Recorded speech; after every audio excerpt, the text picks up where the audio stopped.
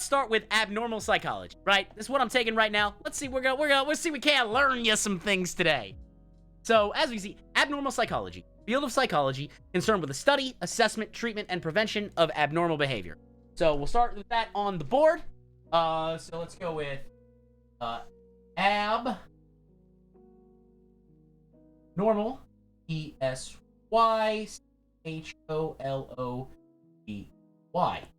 So, abnormal psychology, right? I am terrible at handwriting, so there's a reason why I normally don't do handwriting. Luckily, I plan on going into the medical field, so boom, I'm already ahead. So as you can see from, let's see if I can move this over this way and out of range of my head, huh? Maybe because the headphones and everything getting in that. So abnormal psychology, it's concerned with the understanding the nature, causes, and treatment of mental disorders. Makes sense. The topics and problems within the field of abnormal psychology surround us every day. You only have to read through a newspaper, flip through a magazine, surf the web, or sit through a movie to be exposed to some of the issues that clinicians and researchers deal with on a day-to-day basis. So while we're here, guys, give us some issues. Let's talk. What do you think when it comes to representation of abnormal psychology? Let's have some examples of that being portrayed in the media.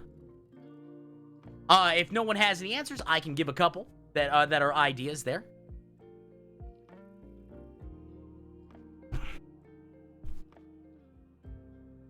Let's start with the fact that has anybody here seen the movie, and it's a pretty extreme example, let's say Sucker Punch, right? Has anybody seen the movie Sucker Punch? Sucker Punch involves a old-style insane asylum, which, to be fair, is only slightly comically exaggerated in the treatment of prisoners. Now, that being said, obviously, the delusions that the ladies in there suffer under are, and the portrayal of their violent actions are a thing. But we have to understand that psychology for a very long time, and I mean of a longer time than you would think, was a barbaric practice. In fact, the last frontal lobotomy, right, with the ice pick and the thing, happened in 1967 in February. So, think about that for a second, guys. 1967. There's potentially color footage of that procedure. And the frontal lobotomy is where they separate the frontal cortex from the brain using an ice pick, and that's supposedly help out with hysteria and other things. Yeah, if you take away the ability for complex reasoning, sure, you probably help out with at least audibly hysteria. I haven't had a chance to do any real study on what happens when you get a lobotomy, outside of all of your basically higher order functions are gone. So you just kind of become very docile and passive, which if that's your goal, then congratulations, you've done that. But you can't tell me that's not barbaric. So now we have some ideas there. We also see things The Shining, with Jack in The Shining hearing voices. Now, that's parsed out as supernatural, but in reality, people hear voices. And sometimes it happens. Here we go. All too often, some celebrity is in the news because of a drug or alcohol problem, a suicide attempt, an eating disorder, or some other psychological difficulty. Countless books provide personal accounts of struggles with schizophrenia, depression, phobias, panic attacks. Films and TV shows portray aspects of normal behavior with varying degrees of accuracy. Very true. And there are tragic news stories of mothers who kill their children, in which problems with depression, schizophrenia, postpartum difficulties seem to be implicated.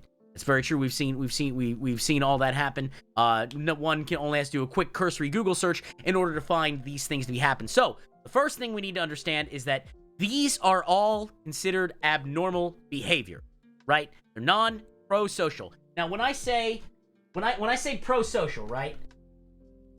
Pro-social, right? What do I mean by pro-social? Okay, my handwriting will get better with practice, I promise.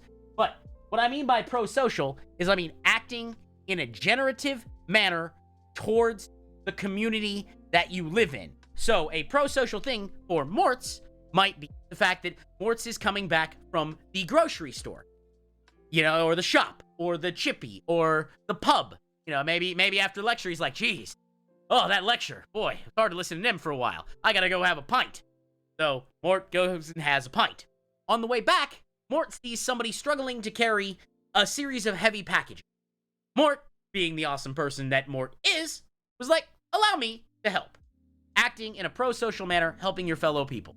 Now, there is a more technical definition, but for our purposes, pro-social is acting in a generative manner towards your greater community. Oh, God, I love you, Effie. You were so good. I'm wiped out from the gym because I pushed hard, and Kenny was there, and when Kenny's there, I push even harder, and it's just like, ugh. But, okay, so that's our pro-social thing there. Now, abnormal psychology can be found much closer to home. Walk around any college campus, you'll see flyers for peer support groups, people with eating disorders, depression, and a variety of other disturbances.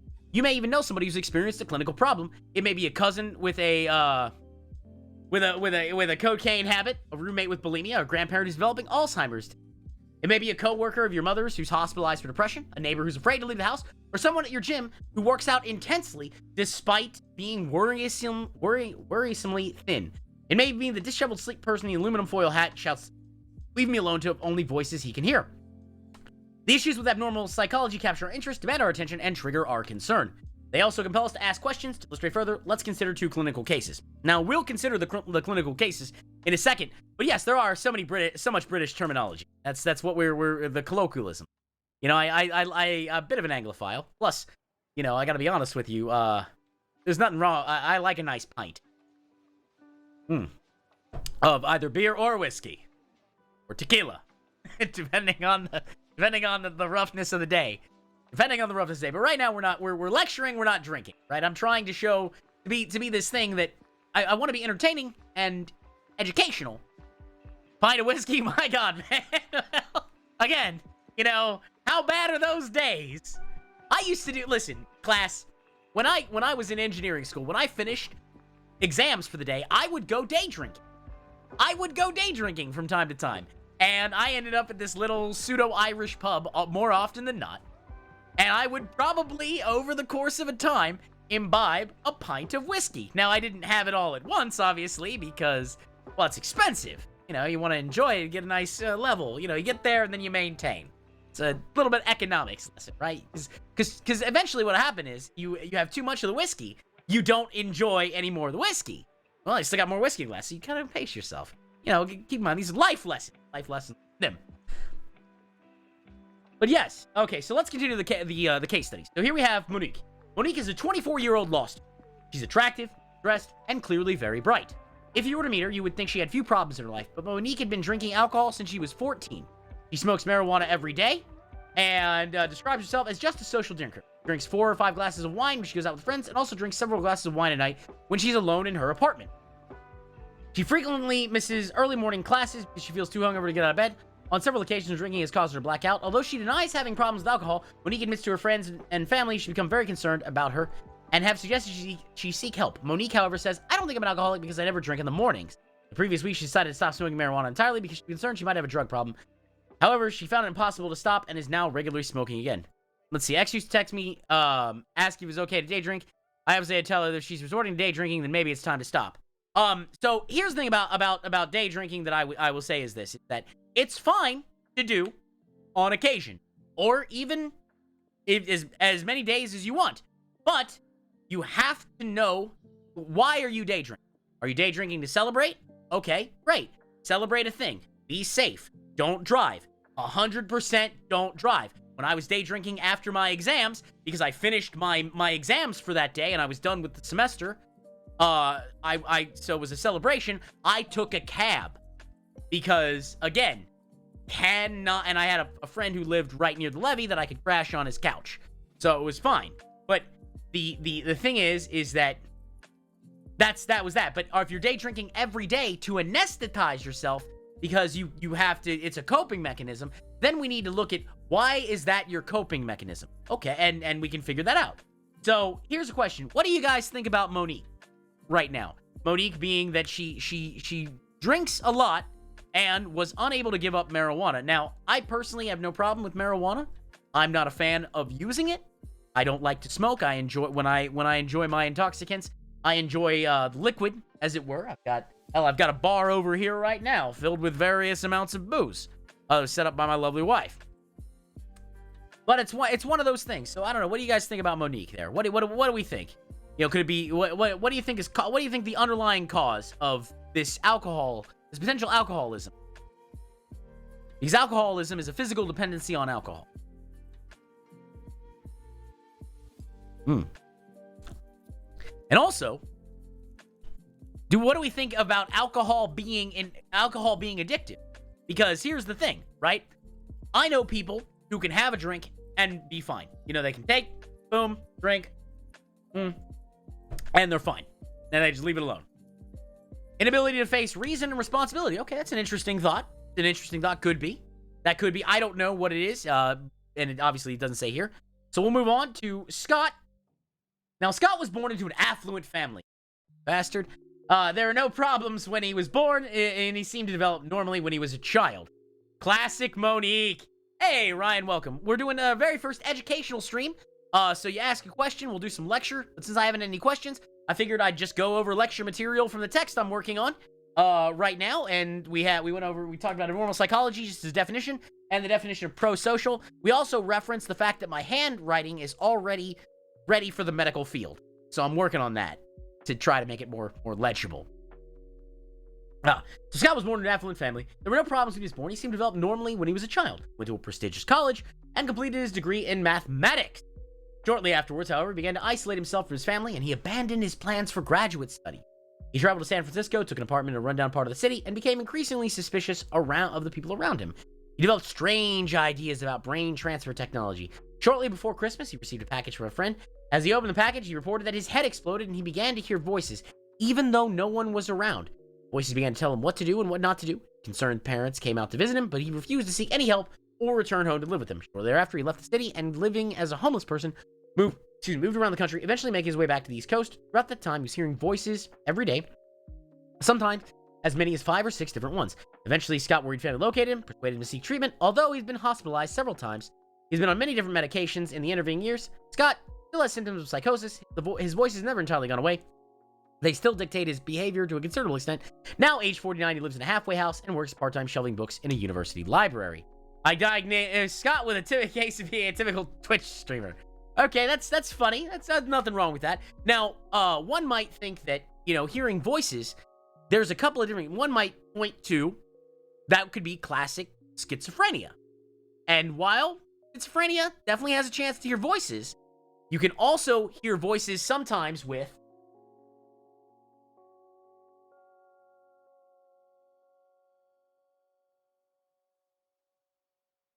depression.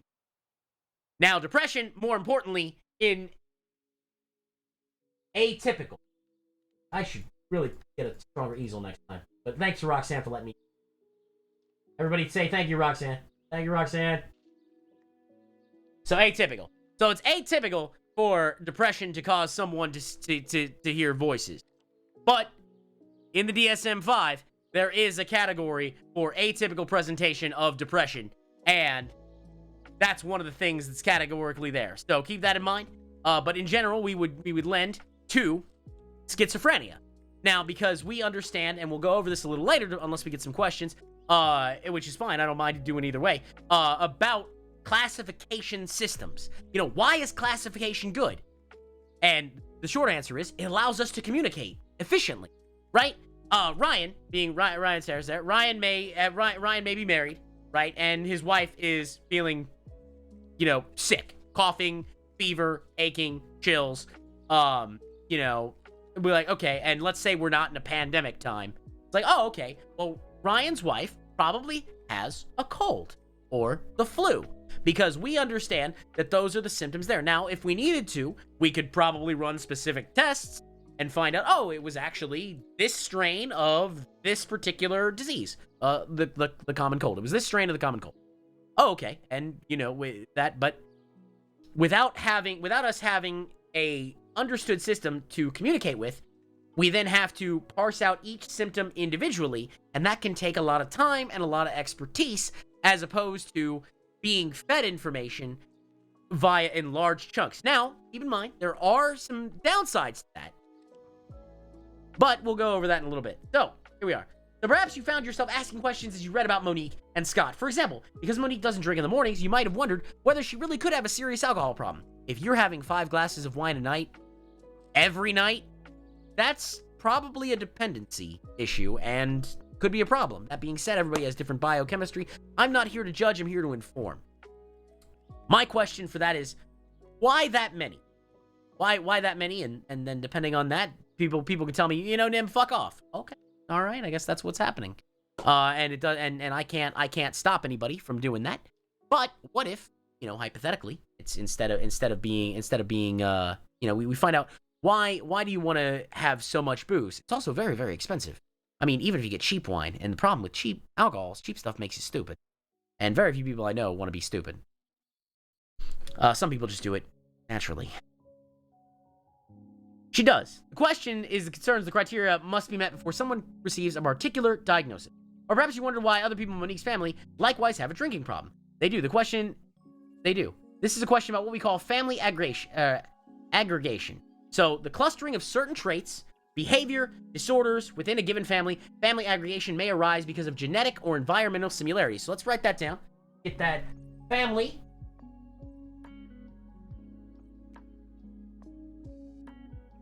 A-G-G-R-E.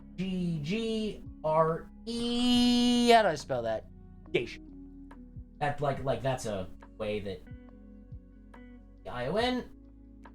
Family aggregation. Okay. So that essentially talks about that's a link to heritability. So the idea is there are certain things that you get passed down to you.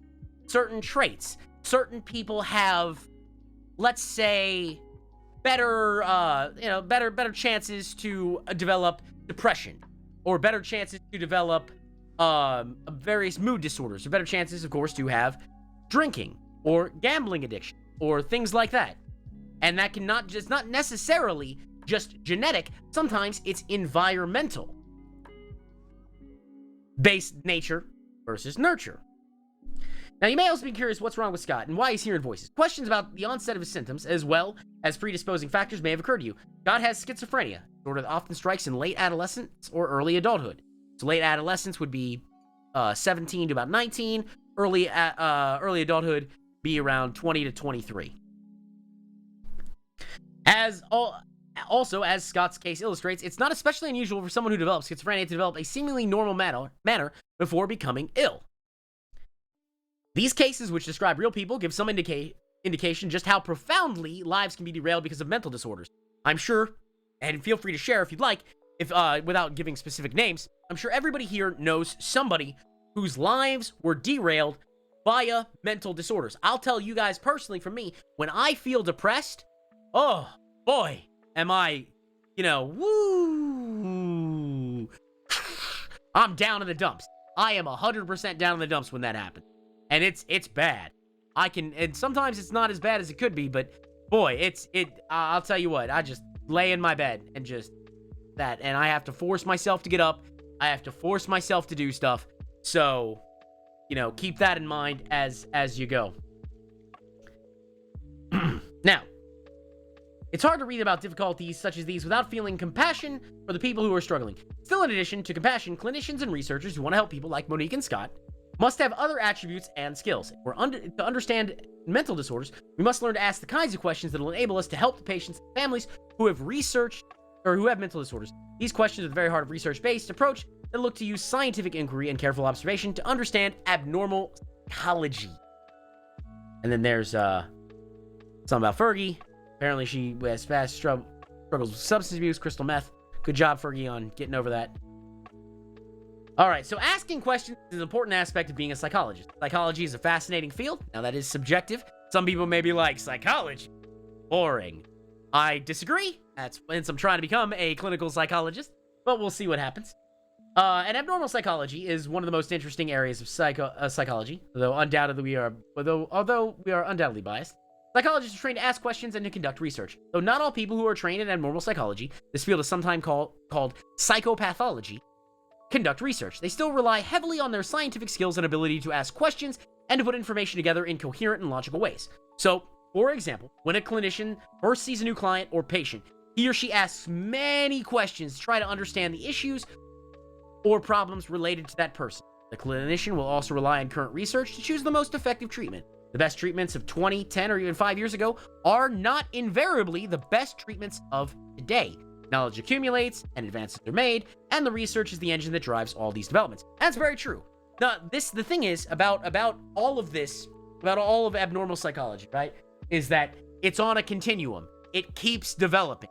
You keep getting new advances. In fact, right now, there's a thing with, I believe it's with Johns Hopkins University, that they're using functional magnetic resonance imagery, fMRI, to track what parts of brains are active during depressive episodes in people with depression, and they're using normal, you put that in quotes just because it's simple, so non-depressive, non-people who don't suffer with depression, as a control group to see if there can be a mechanical cause, and maybe we can find out which neurons and find out if, oh, these things are close. Maybe we could actually figure out a mechanical cause to depression. Imagine having a cure for a mechanical cause to depression. How much happiness would be introduced into the world? Maybe, it's amazing. It would absolutely boggle my mind. It would boggle my mind. Anyways. So as we go, in this chapter, we'll outline the field of abnormal psychology and the varied training activities of people who work within its demands. First, describe the ways in which abnormal behavior is defined and classified so that researchers and mental health professionals can communicate with each other about the people they see. Some of the issues here are probably more complex and controversial than you might expect. We'll outline basic information and the extent of behavioral abnormalities in the population at large. The second part of the chapter is devoted to research. We make every effort to convey to you how abnormal behavior is studied. Research is at the heart of progress and knowledge in abnormal psychology. The more you know, the more you understand about how research is conducted, more educated and aware you will be about what research findings do and do not mean. And that's very important to understand what something means, because there is a problem with science communication, right? So scientists, researchers, they get in there, they get their beakers and they pour their chemicals and they do their research, they take their studies, they do their questionnaires, and they come up with some information. That information is then synthesized through the lens of science communication, or I guess through the medium of science communication. And certain things are lost because we have to click on things. If you don't click on things, it doesn't matter what it says. No, very few people are going to look at look at a full paper title that says the effects of gene L1596 on bipolar depression in 70 people, right? Like, that's not gonna do anything. But if, as a science communicator, and maybe somewhat of a slightly clickbaity title, is by genetic link found to bipolar. Oh, that's a little more interesting. Possible cure for bipolar, possible genetic cure for bipolar. Even more. And now we, as we try to make it more sensational to draw in information, we get the headline problem, where people just read the headlines. Happens in tweets. I'm guilty of it too. You see a thing, you read it, and even Twitter will be like, hey, do you want to read the article first? And I'm going to be honest with you, how many people say, sure, I'll read the article first before clicking, especially if it's a source that sticks with our bias. Because we're right, obviously. We're smart. We're very intelligent. No, we are just as fallible as any other human being. So keep that in mind.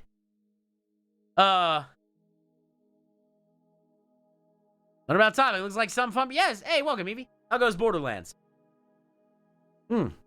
We're just messing around. We're going with this. So we went over, before you got, I don't know how long you've been hanging out, but we went over abnormal psychology, just the definition.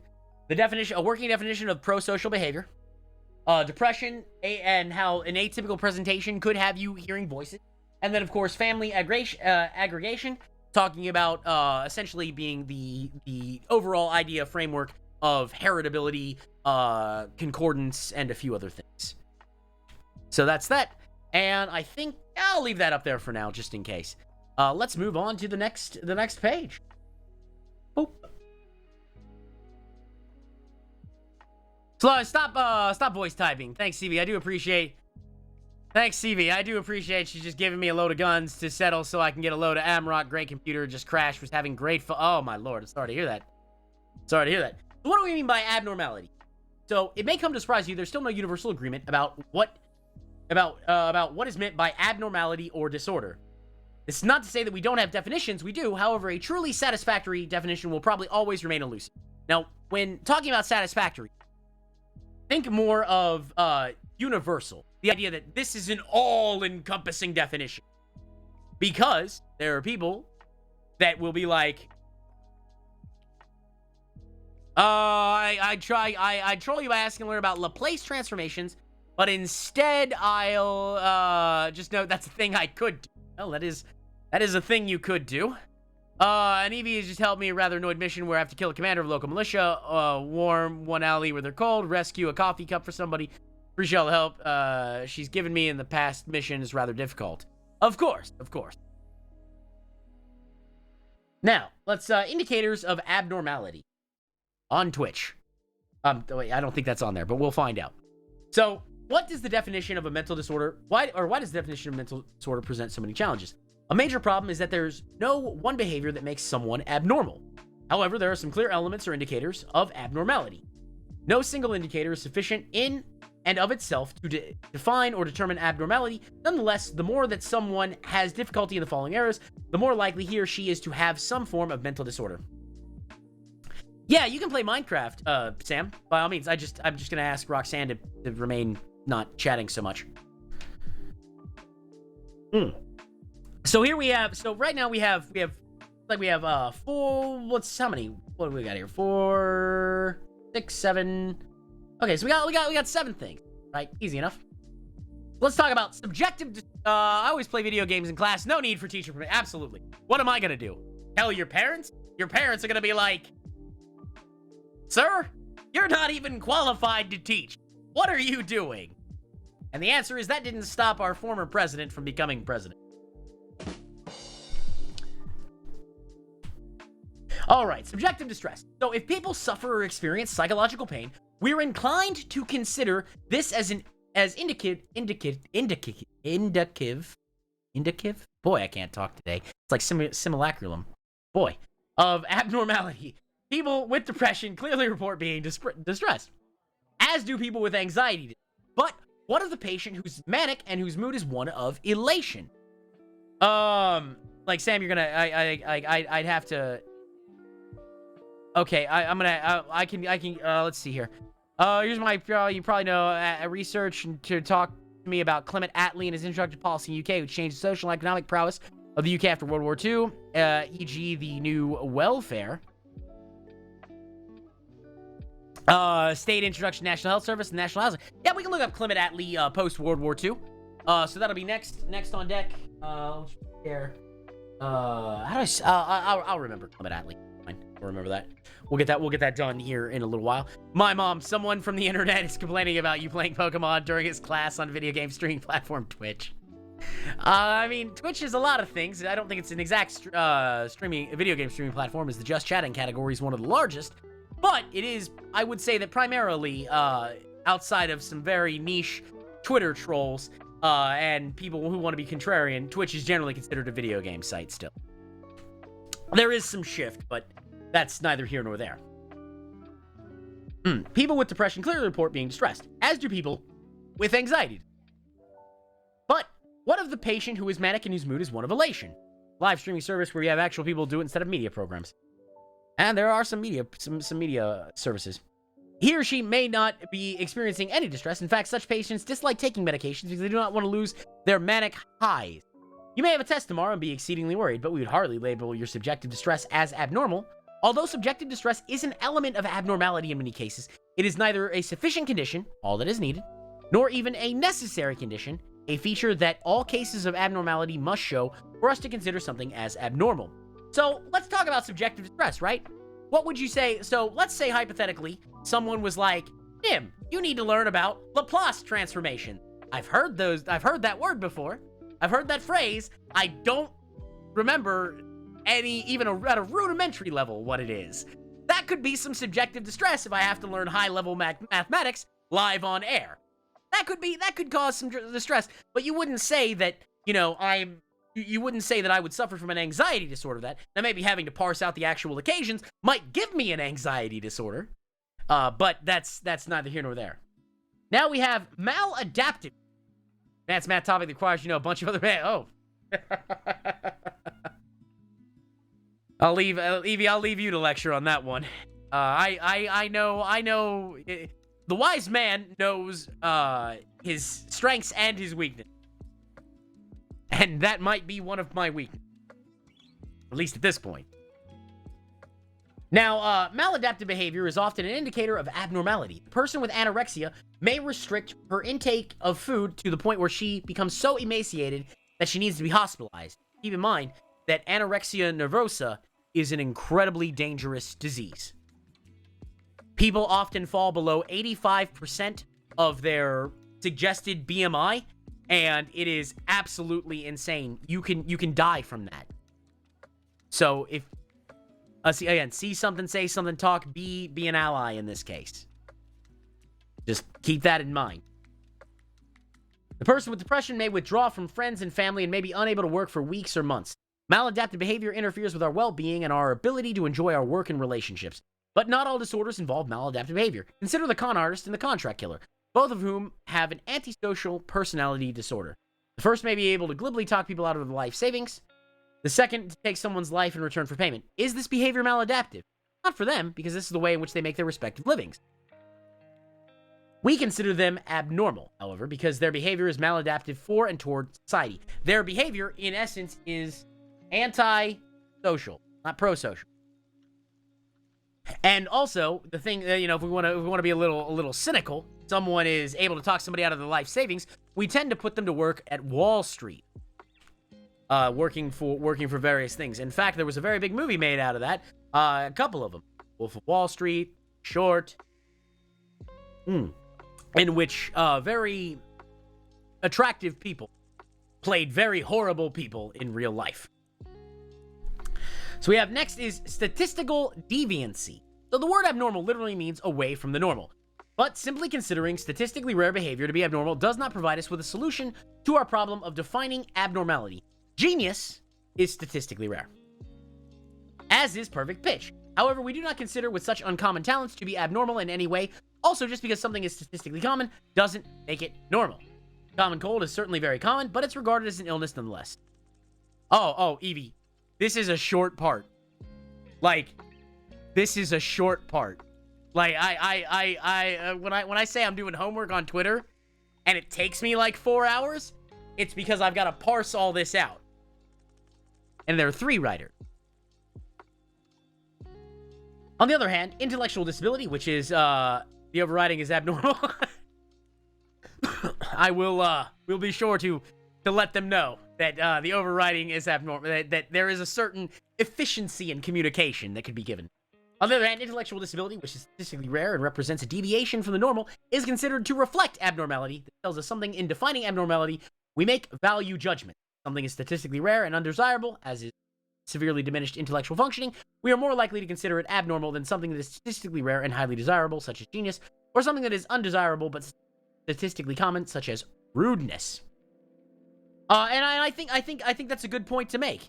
When it comes to very few people, and we'll use Evie as an example. Very few people have a master's degree in theoretical mathematics. That is proportionally not a thing that most people have. In fact, to be honest, depending on where your section of the world you live in, some people have struggle with the concepts of math and science as almost universal languages, but now it's kind of a term of art, so maybe I can side away from that. The point is that we would not consider Evie abnormal for we would not consider her abnormal for that. We would be like, oh, Evie's very, very smart. Does maladaptive behavior include dedicating oneself to monotonous tasks at the expense of getting joy out of one's life? Possibly.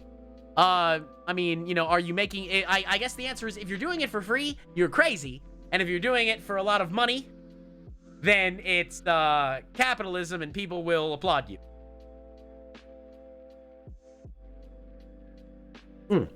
That's why I had said, Evie, because I had figured you'd said, I figured you'd say something like that for that particular reason.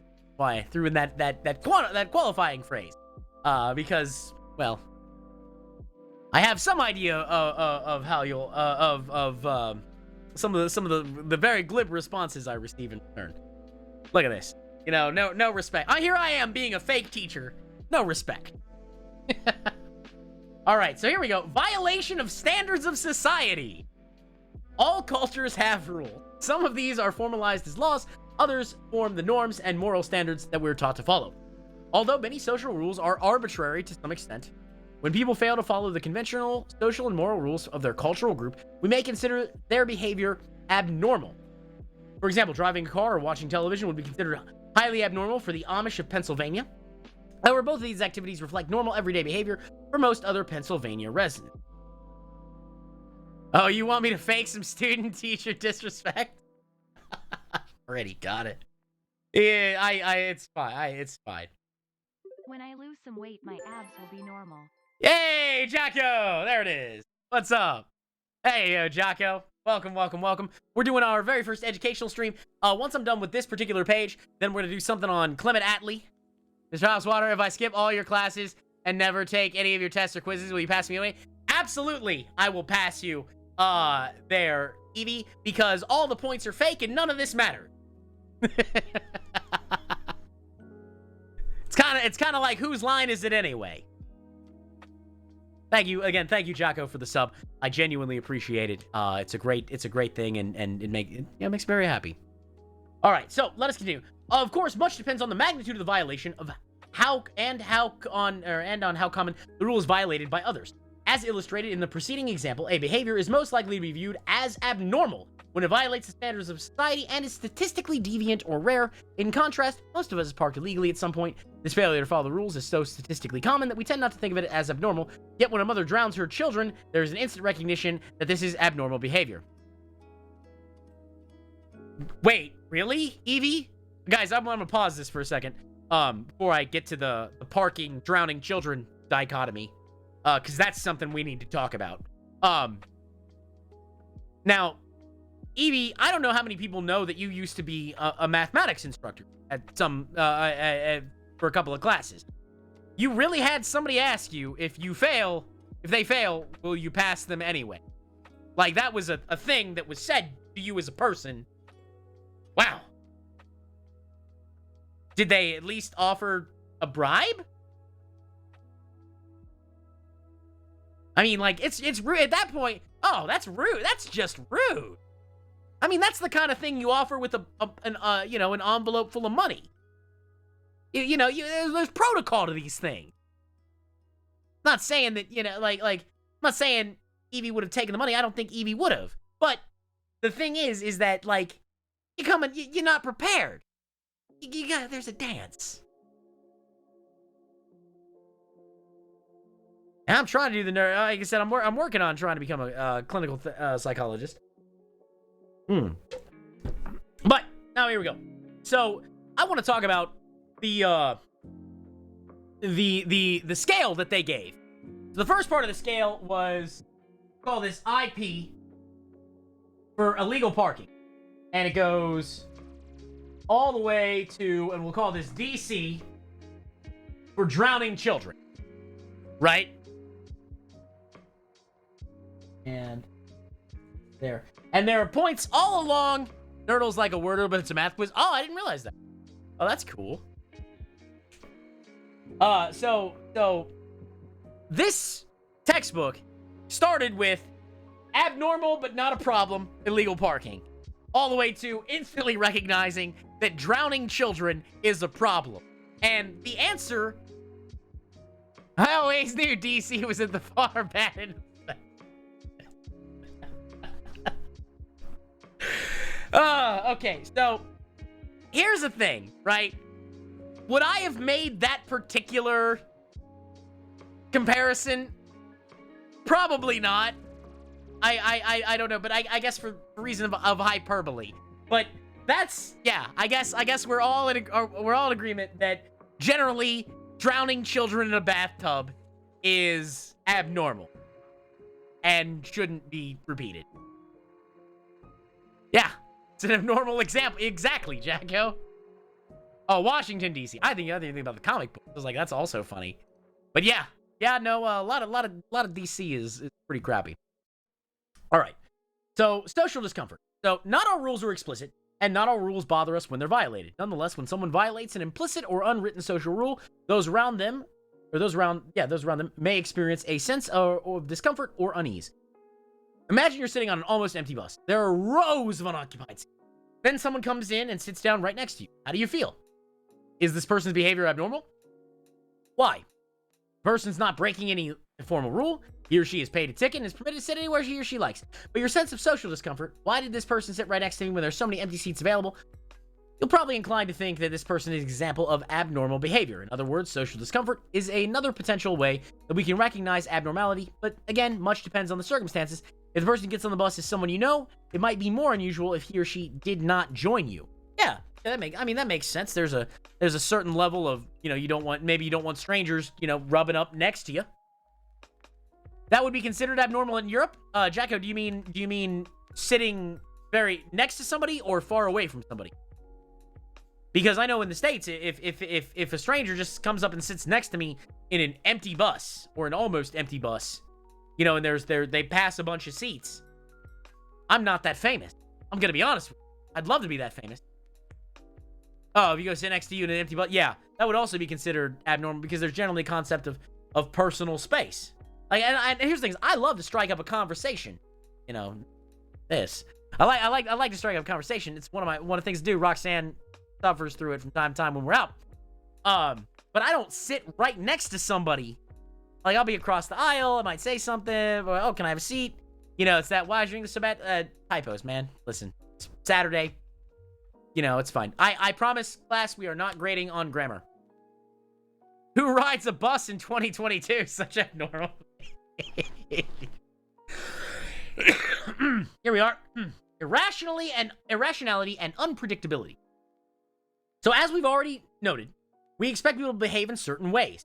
Although a little unconventionality may add spice to life, there is a point in which we are likely to consider a given unorthodox behavior abnormal. If a person sitting next to you suddenly begins to scream and yell obscenities at nothing, you would probably regard that person as abnormal. It would be unpredictable, and it would make no sense to you. The disordered speech and disorganized behavior of patients with schizophrenia are often irrational. Such behaviors are also a hallmark of the manic phases of bipolar disorder.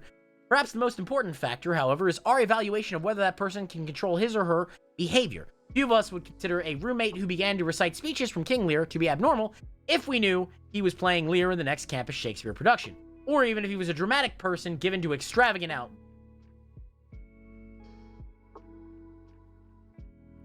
On the other hand, if we discovered a roommate lying on the floor flailing wildly reciting Shakespeare, we might consider calling for assistance if this was entirely out of character, and we knew no reason why he should be behaving in such a manner.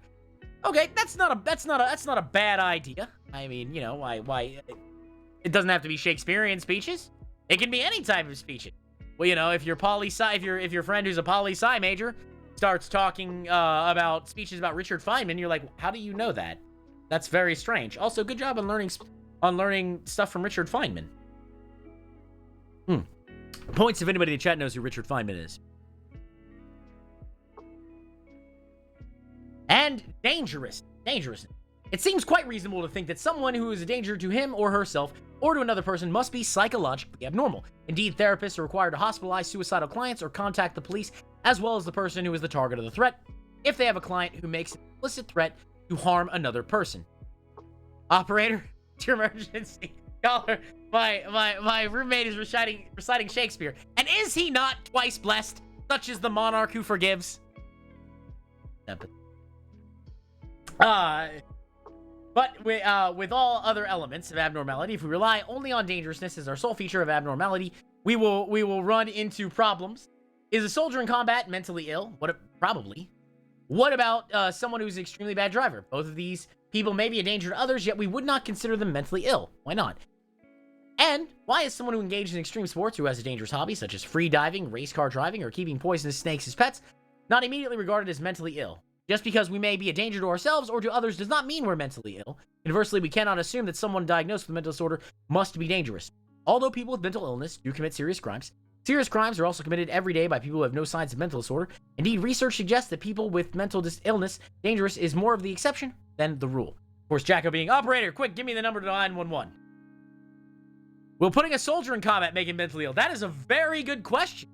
The answer, in general, yes. There will be, and it depends on the model that you're going for. Okay, so I guess we can go over a little bit. All right, this works. That actually works better. Bye, drowning children. You will not be missed.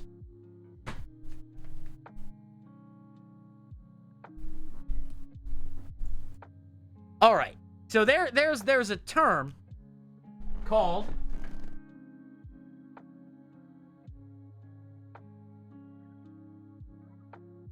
diathesis, right?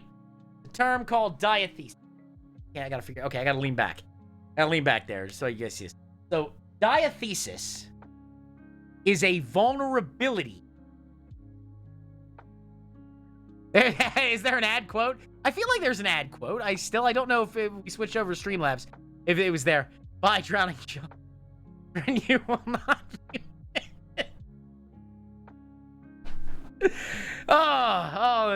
the things that happen. But diathesis is a vulnerability to a certain event. Now, there are two ideas with diathesis. There is the additive model, and there is the interactive. So let's go with here, boom, additive,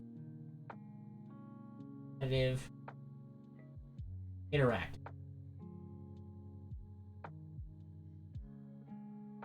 All right. That was when you wipe after and flush it. Oh, that's funny. So the diathesis. So think of you going along your life, and we'll just do boom. And as you, let's see. So let's go with time, stress.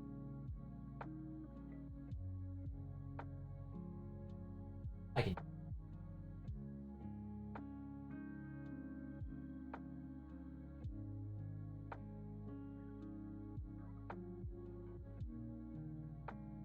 Okay, there we go. That's a little better.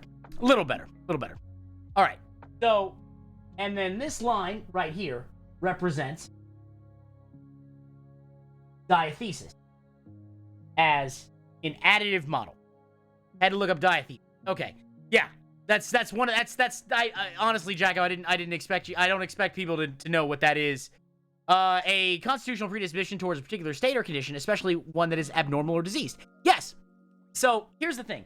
There's a link between diathesis and stress as a not a causal factor, but a risk factor towards having certain conditions. So let's say that you're predisposed as your soldier model, right? That you mentioned. Your soldier, putting a soldier in combat cause them to become mentally ill. Now, if there's already the diathesis for stress or for let's say post-traumatic stress disorder, then putting them in stressful situations has them, over time, could eventually have a nice straight line, or could be over. You could actually have dots all over the place. So let's say we start 0, 0, and then all of a sudden, so you're boom, boom, boom, boom, and then right here, point of combat, boom, we're out of line. And then more combat, again, and because it's additive, this time we're a little above. And then here, this time is a little above. Now, that diathesis, a word abused by is that term used in other graduate disciplines, Evie? I honestly don't know. I learned it a few weeks ago. And it's not, and I only know it in the term of psychological context. So if it's used in other contexts, please let me know. No idea. You know what though? It sounds like it could be. So the idea here is this is all additive, and eventually you end up with a high level risk factor for PTSD. Now, again, it's just noticed, I just noticed people using fancy pants words to sound smart. Okay. Well, I don't know, this, I'm just using this as a term that's an actual psychological term that comes up later, a few chapters ahead, but since Jacko mentioned, could this cause a thing? I was like, all right, well, this will be a great time to break something out. And also this helps me learn. Like introducing natural habit rats to cocaine. There'll only be a few will take it, but when you lock them in a boring cage and stress them more, the rats will choose the drug. Oh, absolutely, yeah. There's a thing, the rat utopia. There was a whole bunch of studies with rats that we've done crazy studies with rats. Caloric glut, caloric restrictions, all these things, and those are something that's known as analog studies, because ideally it's unethical to do that treatment to humans. And certain people will be like, well, you shouldn't torture animals either. And in general, I agree. That's why we tend to not do a lot of animal analog studies in that way anymore. Even the old cloth monkey studies, where there was a baby monkey and there were two mothers. One had a banana and was a wire frame, and one had a cloth covering and had no food. And the baby monkey would spend all of its time huddled next to the cloth monkey, as for comfort and warmth. Drowning children is seen as abnormal, visiting all manner of death business as usual. Well, I mean, apparently. Again, psychology is not a perfect profession, and there have been some real things doing that. Real problems there. Anyways, the additive model is cumulative in this case. The interactive model, think of it as a threshold.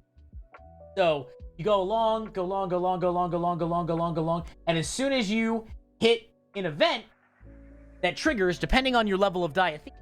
So if it's, say, here, or if it's here, as soon as one of those events triggers, that's when you have the risk factor. That would be that's a pretty we'll cover diathesis a little bit more once we get to it. That's in a few chapters. But once I'm done with this page, okay. We'll cover diathesis more once we get to it. Once I'm done with this page, we're going to do the Clement-Attlee, and then we'll be back. Because Sam did request the Clement-Attlee thing, and I did remember that. I want to make sure that we go through that. All right, here we are. And, of course, all right. And one final point bears repeating. Decisions about abnormal behavior always involve social judgments and are based on the values and expectations of society at large. This means that culture plays a role in determining what is and is not abnormal. In addition, because society is constantly shifting and becoming more or less tolerant of certain behaviors, what is considered abnormal or deviant in one decade may not be considered abnormal or deviant in a decade or two. At one time, homosexuality was classified as a mental disorder. But this is no longer the case. It was removed from the formal classification system in 1974. Not that long ago, gonna be honest. Yeah, oh my god, they actually, yeah, well, it's base jumping. Studying to get a license, drive a license truck, on your point. Oh, cool, Chaka. Cool. Dope. But yeah, not that long ago. Keep in mind, the last frontal lobotomy was performed in America in 1967, in February. So, it happened to a woman named Fran, I believe. So, keep that in mind. That's not that long ago. They had color TVs in 1967.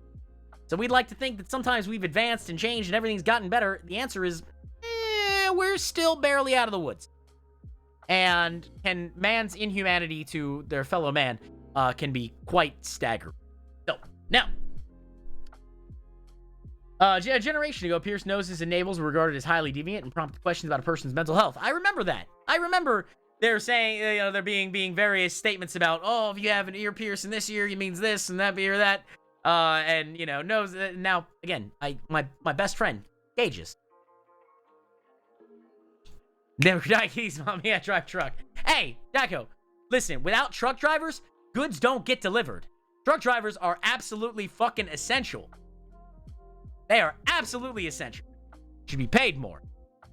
Because right now, they say there's a labor shortage. Yeah, that shortage is in. Ambulance drivers are goddamn essential too. I got over COVID this past week. I might have needed an ambulance. Luckily, I didn't. But yeah, they're absolutely essential. And, that's one of the reasons why I love when people are like, oh, because I remember when COVID first started out, there were people like, oh, you're essential workers. And everyone was like, great, pay us more. And they're like, oh, you're essential. Cool, pay us more. And then, oh, we'll get back to that. Like, and I'd wish there had been a general strike at that point, because it crippled the entire, that was the one time people needed to be in work. You needed to take care of the upper class, as it were, and the non-working classes, and you could have locked the whole world down, basically, and solved it. But, anyways, somebody told me that would have caused a lot of suffering. Yeah, but ultimately it would have been good for the working classes. And there are more working classes than there are wealthy people. Kind of by design. Oh, we'll do the communist indoctrination, or the socialist indoctrination a little later. What other behaviors can you think that are now considered normal but were regarded as deviant in the past? Does anybody else have any behaviors that were considered that are now normal that were considered deviant in the past? I'm gonna, if I would think about this, is computer use, right? So, my parents and grandparents would be like, "Oh, those video games, those computers, you need to get a real job, you need to get out there, get your nose in the books, do your thing, hit the pavement, fill out applications, do the stuff." Now, everything's on a computer. Everything. In fact, it's the reverse. If someone's like, "Well, I don't really like computers, freak me out," they'll look at you like crazy. So, I mean, I have a smartphone right here that is more powerful than thousands of times more powerful than what took the space shuttle to the moon. So, it's just an interesting thought. Let's continue down. All right, so here we go. Let's consider, so, the world around us. Extreme generosity or pathological behavior. Zel Kravensky was a brilliant student who grew up in a working-class neighborhood in Philadelphia. He won prizes at school, and at the age of 12, he began investing in the stock market. Despite his abilities, his Russian immigrant parents were, in the words of a family friend, steadfast in denying him any praise. Kravensky eventually completed 2 PhD degrees, indulged his growing interest in real estate, and by the time he was 45 years old, he was married with children. His assets amounted to almost $45 million. Although Kravensky had a talent for making money, he found it difficult to spend it. He drove an old car, did not give his children pocket money, and lived with his family in a modest home. As his fortune grew, however, he began to talk to his friends about his plans to give all of his assets to charity. His philanthropy began in earnest when he and his wife gave 2 gifts totaling $6.2 million to the Centers for Disease Control Foundation. They also donated an apartment building to a school for the disabled in Philadelphia. The following year, the Kravenskys gave real estate gifts worth approximately $30 million to Ohio State University. Kransky's motivation for his donation was to help others. According to one of his friends, he gave away the money because he had it and there were people who needed it. But it changed his way of looking at himself. He decided his purpose of life was to give away things. After he'd put some money aside in trust for his wife and his children, Kravensky's personal assets were reduced to a house, on which he had a substantial mortgage, 2 minivans, and around $80,000 in stocks and cash. He had essentially given away his entire fortune. Kravensky's donations did not end when his financial assets began depleted. He began to be preoccupied with the idea of non-directed organ donations, in which an altruistic person gives an organ to a total stranger. When he learned he could live quite normally with only one kidney, Kravensky decided that the personal costs of giving away one of his kidneys were minimal compared to the benefits received by the kidney recipient. His wife, however, did not share the view. Although she had consented to bequeathing substantial sums of money to worthwhile charities, when it came to her husband offering his kidney, she could not support him. For Kravensky, however, the burden of refusing to help alleviate the suffering of someone in need was almost unbearable, and even if it meant sacrificing his own organs. He called the Albert Einstein Medical Center and spoke to a transplant coordinator. He met with a surgeon and then with a psychiatrist. Kravensky told the psychiatrist that his wife did not support his desire to donate one of his kidneys. When the psychiatrist told him that he was doing something he did not have to do, Kravensky's response was that he did need to make the sacrifice. "You're missing the whole point. Much a necessity is food, water, and air." Well, and I think that's one thing there. 3 months later, Kravensky left his home in the early hours of the morning, drove to the hospital, and donated his right kidney. He informed his wife after surgery was over. In spite of the turmoil that his kidney donated with his family, Kravensky's mind turned back to philanthropy almost immediately. "I lay there in the hospital and thought about all my other good organs. When I do something good, I feel I can do more. I burn to do more." It's a heady feeling. By the time he was discharged, he was wondering about giving away his one remaining kidney. After the operation, Kravensky experienced a loss of direction. He had come to view his life as a continuing donation. However, now that his financial assets and his kidney were gone, what else could he provide to the less fortunate? Sometimes he imagined offering his entire body for donation. "My organs could save several people if I gave my whole body away." He acknowledged that he feels unable to hurt his family through the sacrifice of his life. Several years after the kidney donation, Kravensky still remains committed to giving away as much as possible. However, the actions have caused a tremendous strain in his marriage. In an effort to maintain a harmonious relationship with his wife, he's now involved in real estate and brought his family a larger home. Taken from iParker, 2004. So, here's a question. What do you guys think? Is there a pathology there? Or is it just extreme generosity? I'll tell you what I think after you let me know. Because this man had a talent for this man had a talent for making a lot of money, and he gave it away. He did set up a trust for his wife and children in order to make sure they're taken care of. And he's obviously very intelligent, because one does not just get 2 PhD. I mean, I guess technically you could get given to them. You could get advanced degrees given to them if you're already famous. But they didn't say that. They said that he earned it. He has depression by giving away... Hey, Adele! Oh, welcome, Adele. It's been a long time. He has depression by giving away his acid. Okay, that's one thing. Depression could be there. And it's disrupting his life and negatively affecting his relationships. So yes, so there is a pathology. All right, so here's where I think things happen. If we remember at the beginning of the story, his parents steadfastly denied him praise. How did he get praise? By doing good things for other people. Humans, a lot of people like altruism is a big deal. It can be a drug. I like helping people. I do. Sometimes people see me in a positive light for helping people. That makes me feel good. Now, the thing is he got addicted to that, in my estimation. Now, of course, I'm still learning. I'm still learning how to become a clinical psychologist. So that's that. Once we're done with this page, we're going to be moving on to, we'll be back to clinical psychology, or abnormal psychology, but I do have to do something with Sam. Adele, how are you doing? Welcome to the class. Keep in mind, there are no penalties for being late. There is no homework, and all points and grades are made up. So there it goes. So we're back to abnormal psychology. If anybody else wants to ask questions, of course you're welcome to.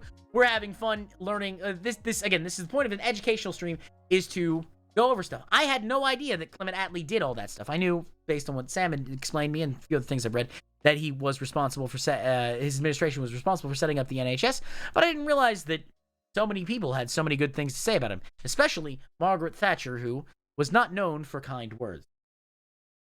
While I don't agree with a lot of her policies, she could definitely clobber people during Prime Minister's question time. So, the DSM-5 and the definition of a mental disorder. In the United States, the accepted standard for defining various types of mental disorders is the American Psychiatric Association's Diagnostic and Statistical Manual of Mental Disorders. This manual, commonly referred to as the DSM, is revised... no, but she was very effective. Well, yeah. I mean, there's one thing I remember about Margaret Thatcher, where she ended up... They gave her a budget for redecorating her office, and she slashed it. Which, I'll tell you what, at least she was ideologically consistent.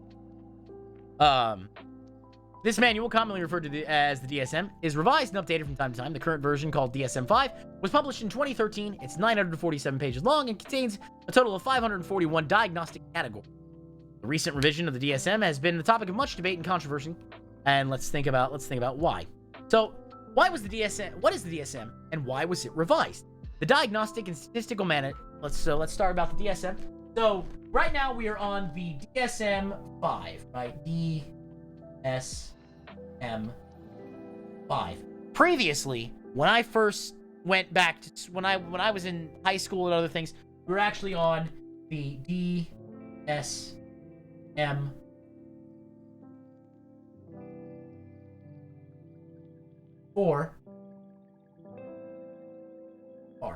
So previously we were on the DSM-4 TR.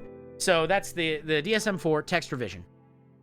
Now you may ask, why did I go from Roman numerals to Arabic numerals? That'll explain probably right in here. But that's you'll notice it's very different. Provides all the information necessary, descriptions, lists of symptoms, to diagnose mental disorders. As such, it provides clinicians with specific diagnostic criteria for each disorder. This creates a common language so that specific diagnosis means the same thing to one clinician as it does to another. In addition, providing descriptive information about the type and number of systems needed for each diagnosis helps ensure diagnostic accuracy and consistency, so reliability. The DSM is also important for research. If patients could not be diagnosed reliably, it would be impossible to compare different treatments for patients with similar conditions. Although the DSM does not include information about treatment, clinicians need to have an accurate diagnosis in order to select the most appropriate treatment for their patients. Now, here's the thing. Why do you think the DSM doesn't have information about treatment? We'll give that a minute or so, and if no one answers, I'll give an answer there. Good old caffeine. Love you, caffeine. You're good.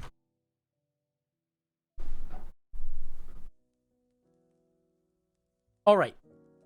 The reason why it doesn't have information about treatment is that if you added treatment information, it would be 10,000 pages long.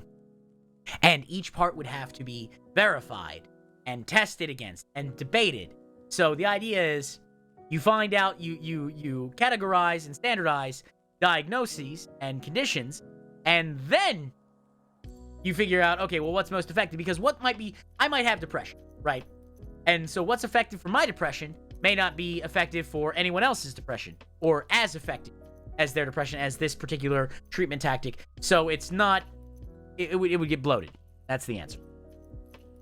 Since the DSM-1 was first published in 1952, the DSM has been revised from time to time. Revisions are important because they allow new scientific developments to be incorporated into how we think about mental disorders. Remember that homosexuality was removed in 1974. So at 1952, it was still in there. But, at any rate, the revision process for the DSM-5 had the goals of maintaining continuity with previous editions, the DSM-4, as well as being guided by new research finding. But another guiding principle was that no constraints should be placed on the level of change that could be made. If this strikes you as a little contradictory, you are correct. Striking the right balance between change and continuity does present considerable challenges. It also created a great deal of controversy. As part of the revision process, experts in specific disorders were invited to join special DSM-5 work groups and make specific recommendations for change.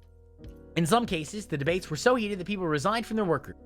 Now that DSM-5 is here, not everyone's happy with some of the changes that have been made. On the other hand, many of the revisions that have been made make a lot of sense. In chapters that follow, we'll highlight key changes in the DSM-5. We also try to help you think critically about the reasons behind specific modifications that were proposed and understand why they were accepted. So keep in mind, one of the things that had happened is originally, and I believe it's in the DSM-4, and up through the DSM, when it came to mood disorders, talking about depression, there was a 2-month carve-out for loss. So if someone close to you died, there was a 2-month carve-out that, okay, this person is experiencing symptoms of grief that are similar or have a similar appearance to depression. We're not going to say they're depressed. We're going to say that they're experiencing grief, and then if it lasts after 2 months, then we can start looking at starting the clock to see, okay, they've had those symptoms for 2 weeks, okay, or they've had those symptoms for a month, or they've had this. So then we can start doing that. The DSM-5 nixed all that. Now, there were some causes saying that, okay, what if could that lead to overdiagnosis? The answer is yes, there's a chance. So we have to be more aware of what's going on and look at other criteria than just loss. Although the DSM is widely used, it's not the only psychiatric classification system. The World Health Organization produces a document with the rather macabre title of the International Classifications of Disease. The 11th revision of this is called is the ICD-11. So with that, this is repeating. ICD-11.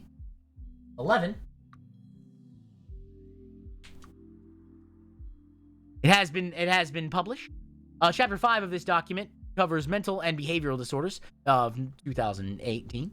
Although the ICD-11 has much in common with the DSM-5, it also has many differences, with similar disorders having different names. For example, the ICD-11 is used in many countries outside of the United States.